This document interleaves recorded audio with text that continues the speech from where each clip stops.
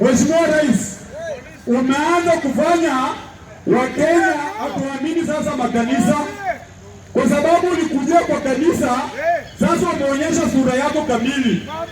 Ulikuja ukisema Bwana asifiwe, ukituuliza kama kusanga ile.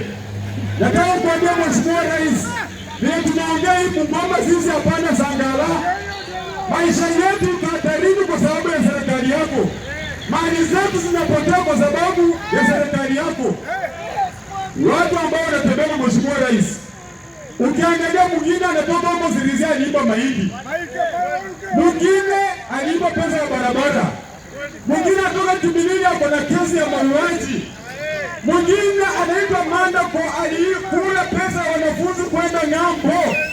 Kuna Oscar Sudi mwizi kabisa, na sisi watu wa Bungoma tunaamua.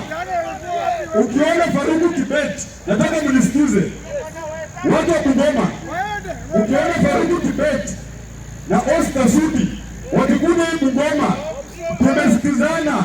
Hiyo mkutano tunaifanya kwa Kizungu.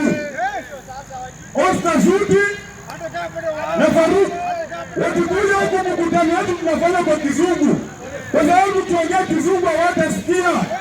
Hao ni watu wa class 2. Wakikuja huku sasa tunafanya mkutano na Kizungu, tuone mtatujibu namna gani, kwa sababu makateni ambao wamezunguka Mheshimiwa Rais ni makateni. Watu hawakwenda shule, hawajui sheria inasema nini.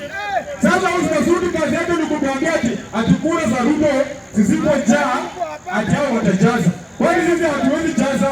Hata sisi za Sifuna zisipojaa tutajaza. Watu wa Bungoma kama kura za Sifuna hazitatosha, pia sisi tutajaza. Kwani anajaza kama yeye hakusoma atatushinda sisi?